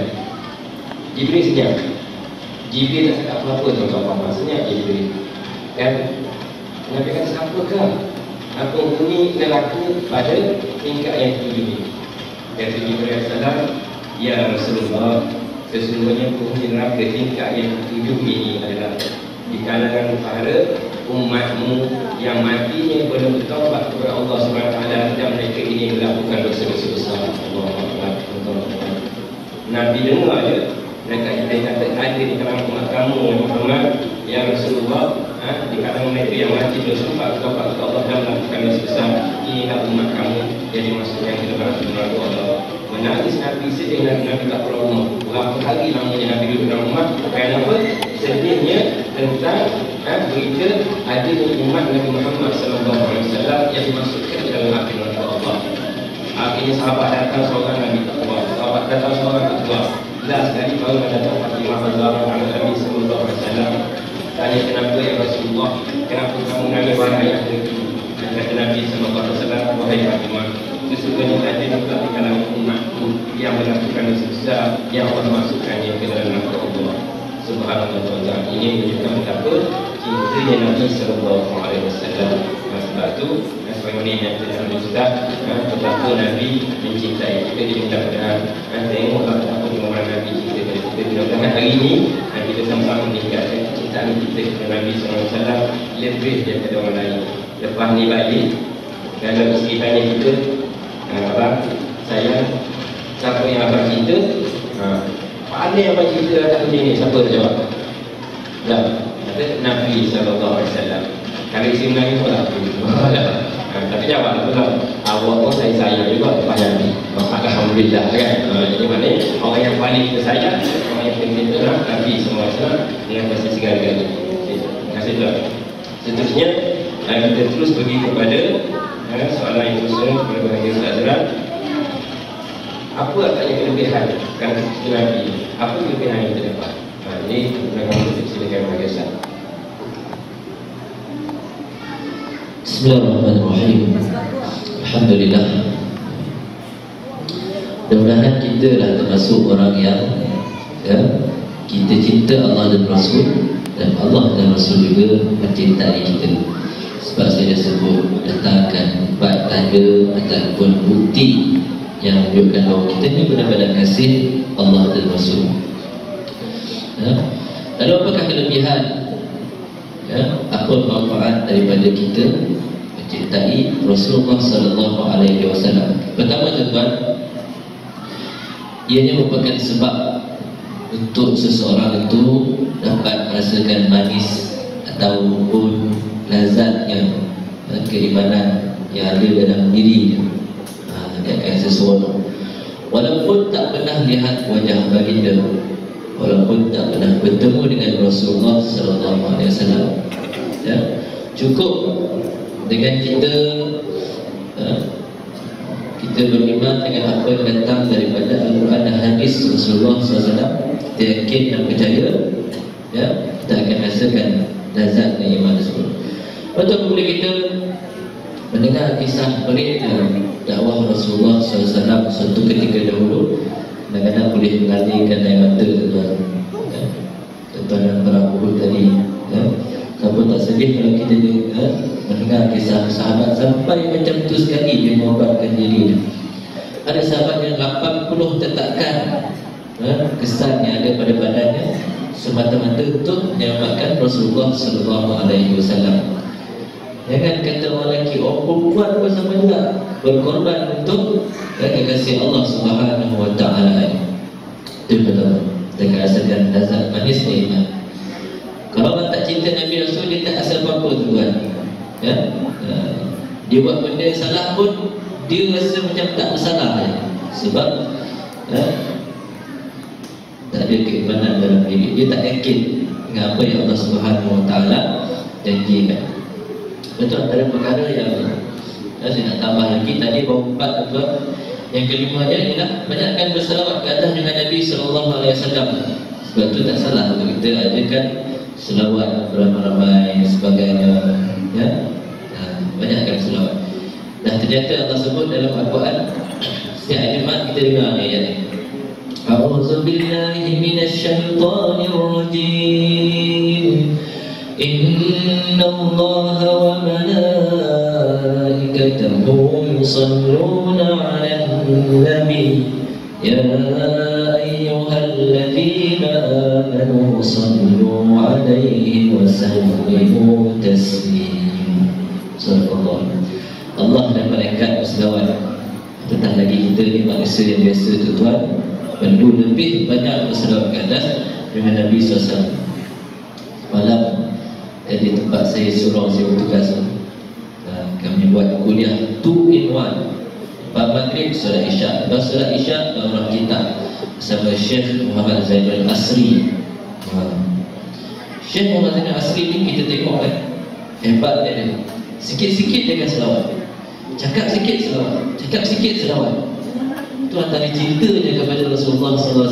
Allahu Akbar. Tengok wajah Syekh ni, dia dengan ilmunya, dengan percakapannya boleh menenangkan hati dan perasaan kita.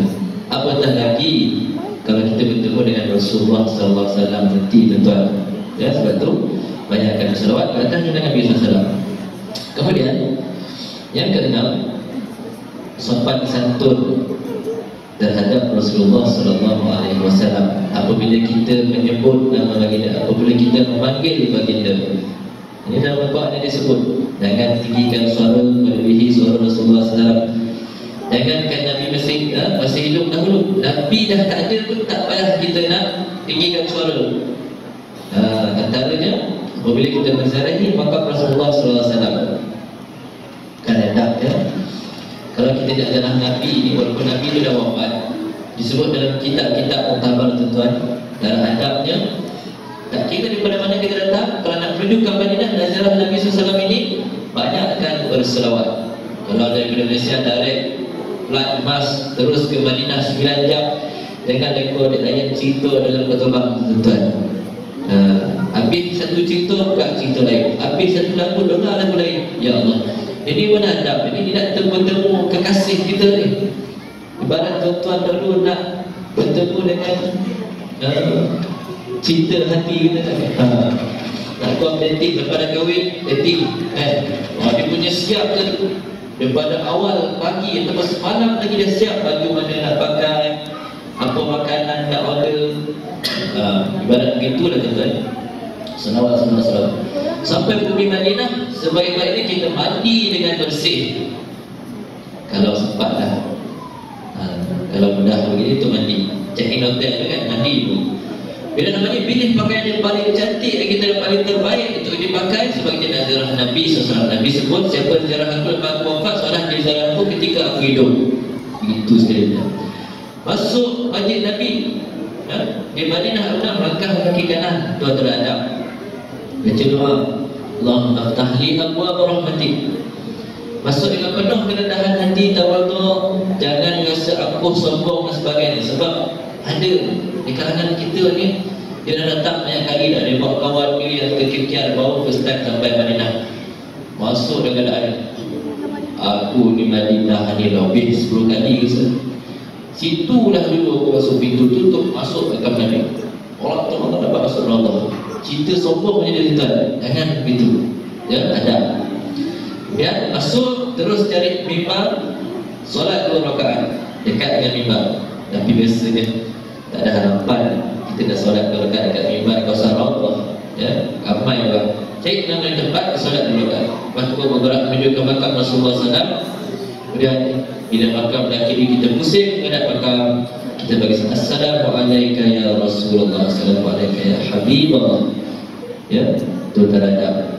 Tak payah kita nak menjerit-jerit. Tuan-tuan puasan yang pergi ke sana, bila pintu Raudhah yang dibuka untuk kaum perempuan, kaum wanita, tuan-tuan, menyerupu masuk, mesti akan ada dengar bahasa bunyi yang pelik, tuan-tuan pernah dengar. Bisa sampai biasa pergi negara Arab, terutama negara Mesir, dia akan dengar bunyi ini apa benda ni, tuan-tuan. Biasanya orang Arab Mesir, orang perempuan dia akan buat bunyi begitu kalau ada kerajaan, kalau ada majlis kahwin dan sebagainya. Tapi dalam sejarah Rasulullah dia buat macam tu juga. Ini tak ada adab. Biadab namanya, tuan-tuan. Tak payah kita nak bau, tak payah. Bagi salam. Ajak ke kanan sikit, bagi salam kepada Khalifah. Assalamualaikum ya Aba Bakrin, Assalamualaikum ya Siddiq, Assalamualaikum ya Khalifatul Rasul. Banyak kena lagi, Assalamualaikum ya Umar. Itu teradab dia. Tak perlu kita nak tinggi-tinggi suara. Tak perlu nak ambil baju disapu dekat tiang-tiang pun tak payah. Rupanya kaum Yahudi dan Nasrani dahulu, itu antara amalan mereka. Ya, sapu baju dekat makam-makam, dekat berhala, tak payah. Ini ada orang buat. Utamanya negara luar lah. Orang kita alhamdulillah baik-baik mereka. Ya? Lepas tu Nabi pernah doa, Nabi doa, ya Allah jangan jadikan makam aku ni, kubur aku ni nanti sebagai tempat menyambut perayaan dan tempat sebagai orang menyembah berhala.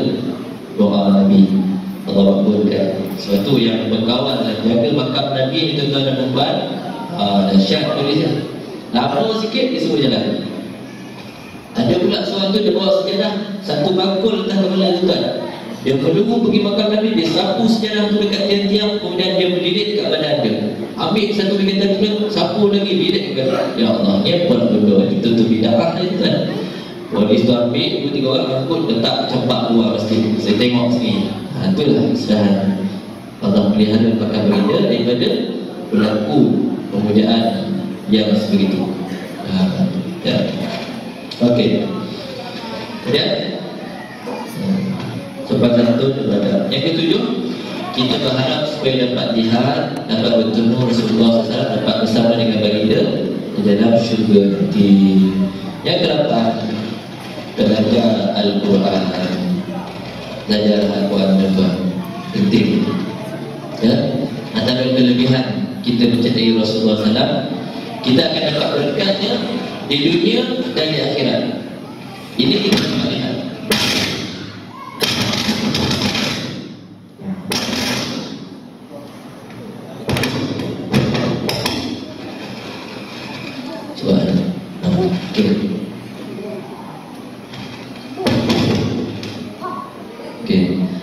Hari kita dapat lihat ni, orang betul-betul cinta Rasulullah SAW, dia akan dengan Al-Quran dan hadis Nabi SAW, hidupnya berkat. Kadang-kadang gaji dia tak banyak-banyak pun, tapi berkat hidup cukup.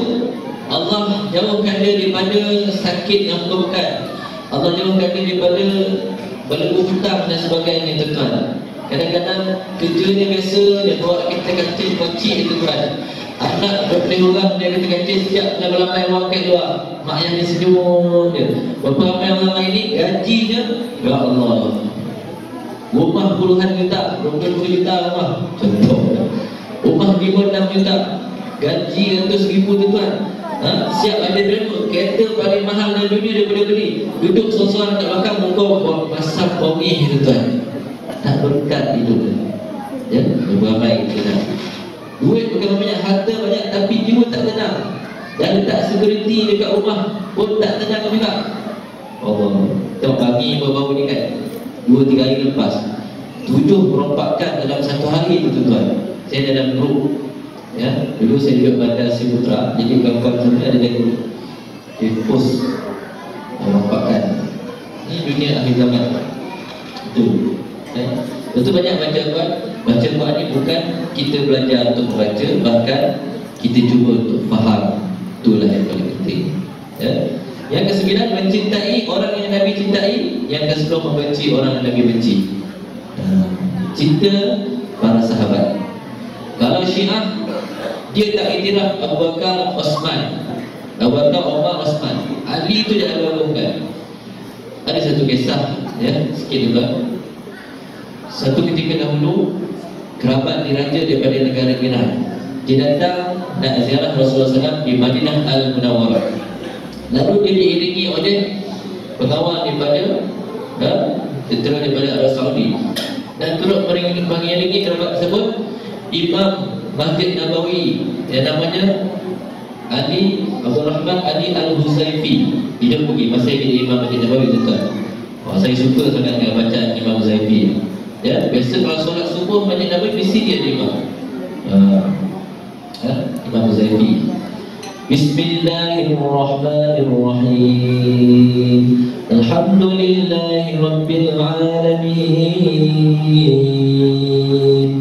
Ar-Rahmanir-Rahim.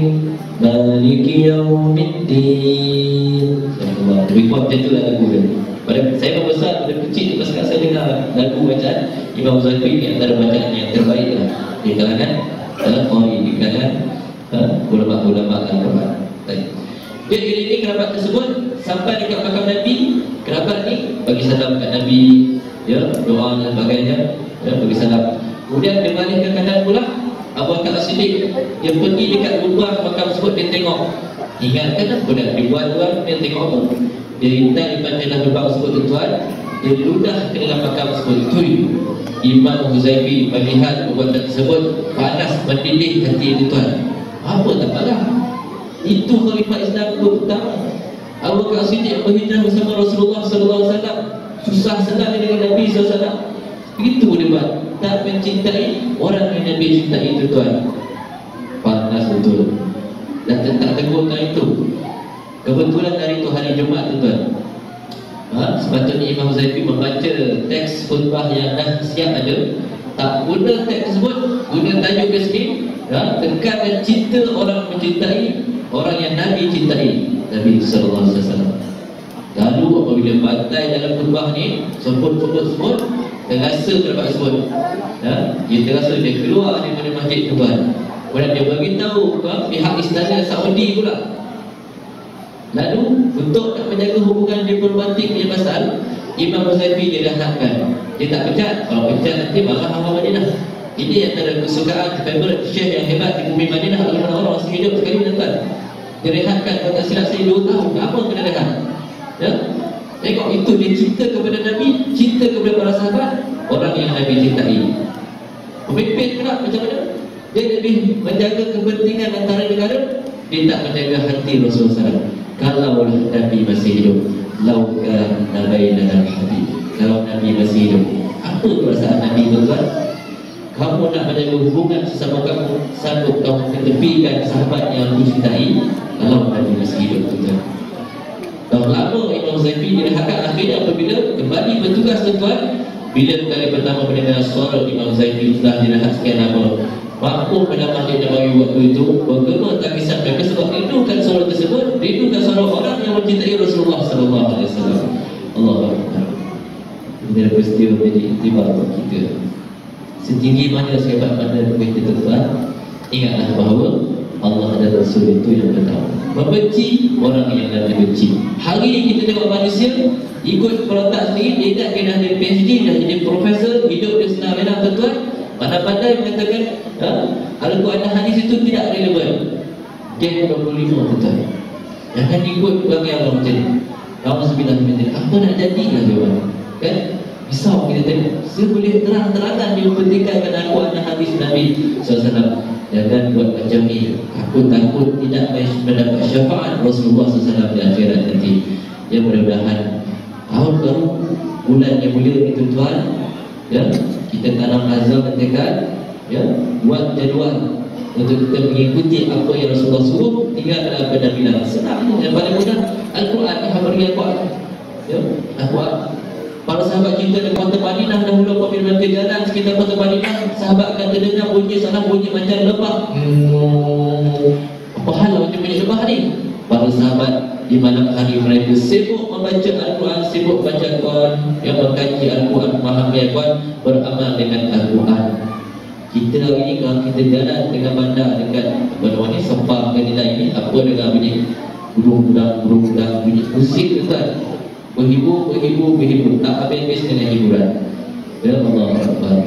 Mudah-mudahan, ya, itulah tanda dan bukti kita cinta Allah dan Rasul. 10 perkara yang saya bawakan tadi, hakikat sebenarnya. Kalau kita tinggalkan, maknanya kita jadi orang yang berdusta, orang yang munafik. Allah sebut dalam Al-Quran, innal munafiqina fid darkil asfali minan nar.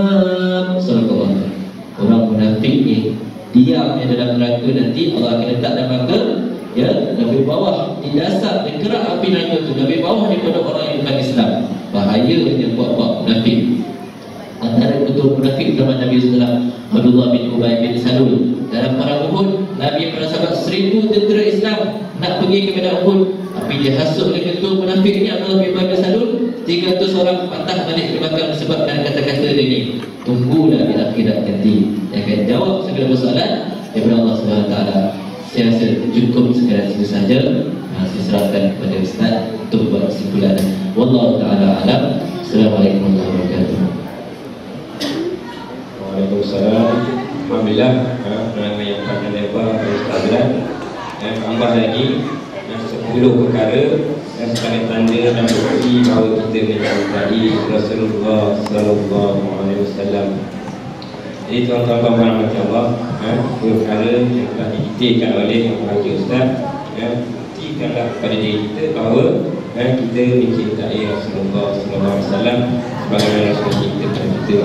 Nabi sallallahu alaihi wasallam, orang yang mencintai itu nanti di akhirat dalam syurga Allah dia akan tetap bersama dengan itu. Jadi mudah-mudahan 10 perkara yang telah dijelaskan dengan penerangan yang cukup baik oleh bagi Ustaz boleh kita jadikan sebagai panduan, sebagai tanda ataupun bukti menunjukkan bahawa kita mencintai Rasulullah sallallahu alaihi wasallam. Jadi yang terakhir tuan-tuan Allah, yang terakhirnya kita minta sedikit sama bagi kuasa insyaAllah dalam 20 minit, bagaimanakah lagi akhlak Rasulullah yang lepas ni, yang lepas habis orang kita ni, yang kita boleh bawa sikit-sikit akhlak Rasulullah sebenarnya, tak boleh sebab banyak pun, kita ambil sikit akhlak Rasulullah dengan isteri, dengan anak-anak, dengan musuh dan sahabat Rasulullah SAW. Mudah-mudahan tadi kita amalkan dan kita boleh buktikan bahawa kita benar-benar mencintai Rasulullah SAW. Kalau tidak, kita bukan sekolah dalam rakyat, kita dan sayang kepada Rasulullah. Silakan.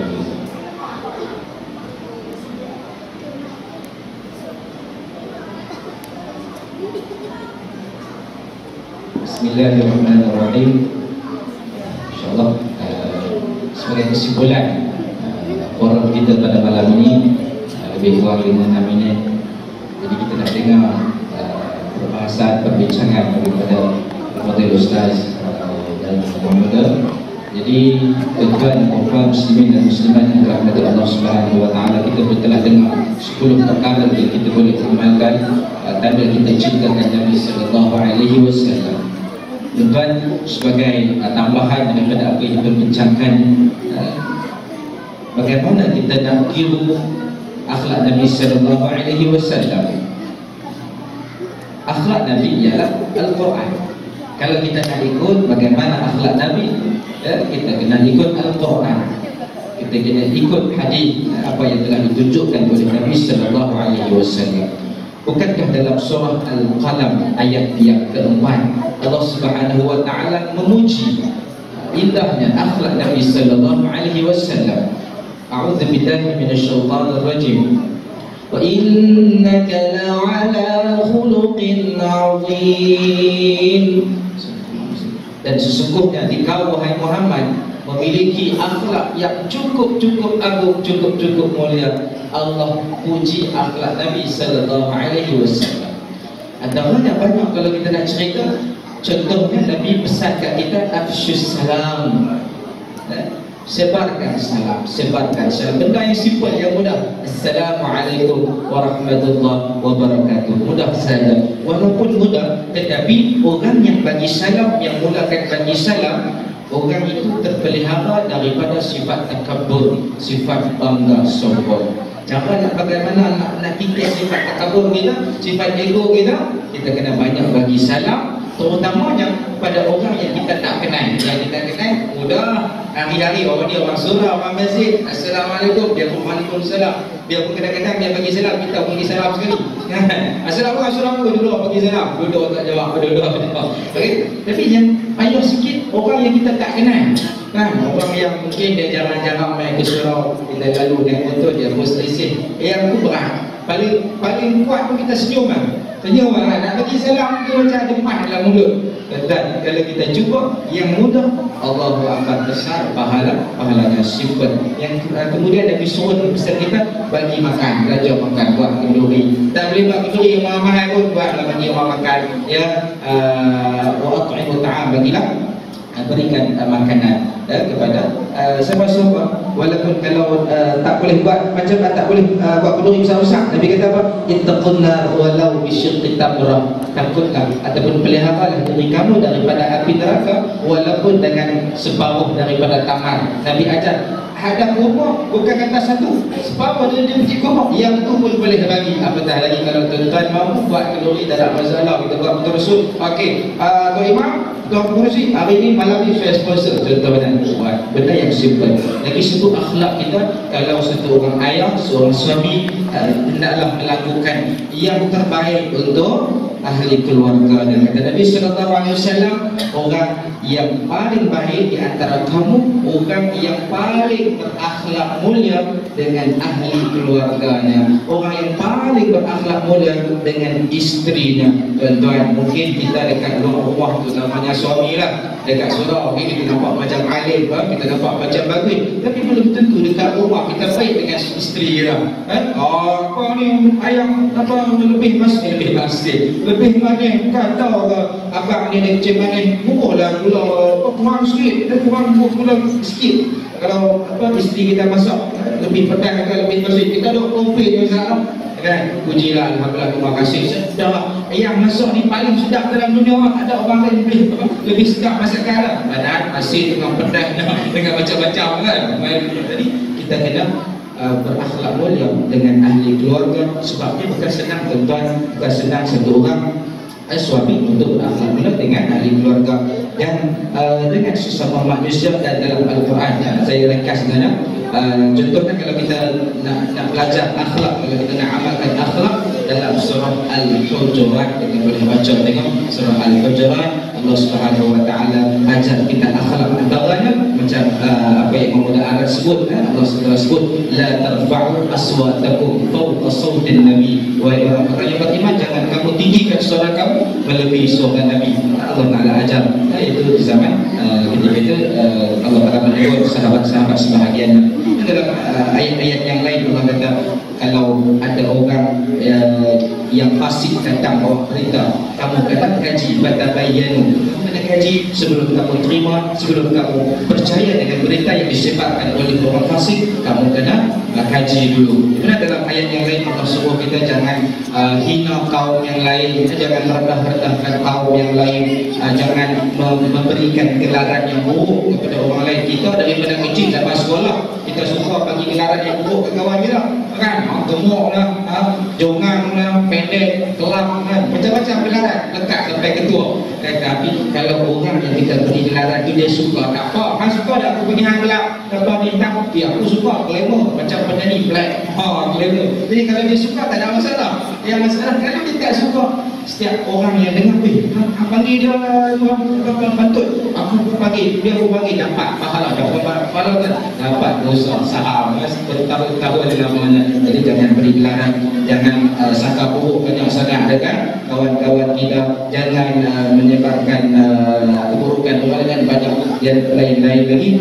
Akhlak Nabi Sallallahu Alaihi Wasallam. Dan akhir sekali kata ulama daripada tafsir ayat yang surah Al-Qalaq ayat yang keempat tadi, kata ulama antara amalan dan akhlak Nabi yang cukup hebat ada 3 perkara. Yang pertama, silman qata'aka, ini hebatnya, silman qata'aka, sambunglah silaturahim dengan orang yang putuskan dan silaturahim dengan kamu. Yang ini cukup hebat. Orang tak mau kawan kita pergi sambung balik, Assalamualaikum kan, orang tak mau, orang pulau kita, orang masam kita bagi salam, kita sambung balik silaturahim. Yang kedua, wa'fu amman zalaman, maafkanlah orang yang menzalimi kamu. Yang ini muslim yang cukup payah akhlak Nabi Sallallahu Alaihi Wasallam. Yang ketiga, wa ahsin man asa'a ilaih, dan buatlah baik kepada orang yang buat jahat dengan kamu. Orang balik kita dengan batu, kita balik dengan nasi biryani, dengan nasi Arab, lauk kambing, kan. Jadi tuan-tuan, kita buat baik kepada orang yang buat jahat kita, kita cuba. Memang kita sekarang tak sama jauh dengan Nabi, kita cuba mencontohi akhlak Nabi Sallallahu Alaihi Wasallam. Tak boleh banyak, lama-lama tiap-tiap hari sikit. Sebab tu orang ulama kata kita buat sambutan Maulid Rasul ni bukan waktu ini saja, dan berterusan sepanjang tahun supaya bertambah, setiap tahun bertambah cinta kita, sunnah dalam diri kita, sunnah Nabi Sallallahu Alaihi Wasallam. Dalam surah Al-Imran ayat 31 Allah Subhanahu Wa Taala berfirman yang maksudnya, Qul in kuntum tuhibbunallah, katakanlah wahai Muhammad, sekiranya kamu mencintai Allah, maka ikutlah aku, fattabi'uni, ikutlah Nabi Sallallahu Alaihi Wasallam. Maka dengan kita ikut Nabi, Allah akan cinta kepada kita, Allah akan ampunkan dosa kita. Jadi saya rasa cukup sekadar itu apa yang kita kongsikan pada malam ini. Mudah-mudahan ada suatu manfaat buat kita bersama. Jadi saya tak ampun dan minta maaf dan kasar bahasa dan silap bicara. Yang baik daripada Allah Subhanahu wa Ta'ala. Terima kasih kerana menjemput saya pada malam ini. Mudah-mudahan kita dapat berkat dan rahmat daripada Allah Subhanahu wa Ta'ala. InsyaAllah. Wabillahi taufiq wal hidayah. Wassalamualaikum warahmatullahi wabarakatuh. Alhamdulillah, tuan-tuan Allah, kita dah sampai ke hujungnya. Alhamdulillah, seronok dengar pasal yang panjang lebar yang telah disampaikan oleh kedua ahli panel Imam muda kita. Alhamdulillah, kita faham ada cara, ada kaedah bagaimana tanda cinta Nabi. Dan yang kedua, Imam muda kita juga dah tunjuk bagaimana Nabi SAW mencintai kita. Cuma kalau kita tengok tajuk pada kita pada hari ini, Rasulullah SAW, adakah kita mencintai Rasulullah? Ahli panel nak terang macam mana cinta Rasulullah, macam mana cinta Rasulullah pada kita. Jadi tentu saja kita tanya imam kita tentang mana kita mencintai Rasulullah SAW. Jadi mudah-mudahan lebih ini daripada hari ini tuan-tuan dan puan, kita sentiasa mencintai Rasulullah SAW dan kita sentiasa mengikuti dan mengamalkan sunnah Rasulullah SAW. Kita cinta Rasulullah, kita ikut Rasulullah, maka Allah akan cinta dan kasih kepada kita, insyaAllah. Bagaimana yang nak kuasa kedua-dua dari Allah.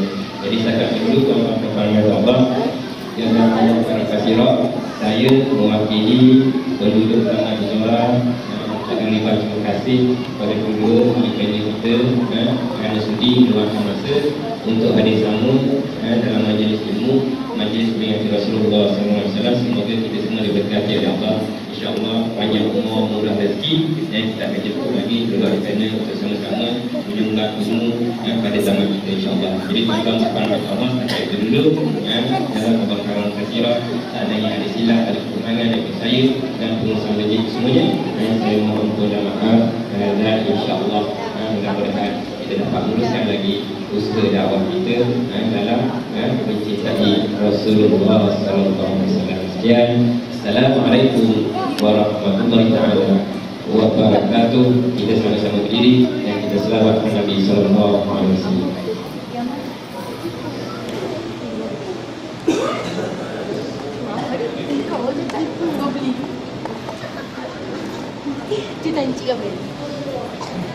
Sallallahu ala Muhammad, sallallahu alaihi wasallam, sallallahu ala Muhammad, sallallahu alaihi wasallam. Ya Nabi, salam alaika, ya Rasul, salam alaika, ya Habib, salam alaika, salawatullah alaika, sallallahu ala Muhammad, sallallahu alaihi wasallam, sallallahu ala Muhammad, sallallahu alaihi wasallam. Allahumma salli wa sallim alaihi. Kau tidur.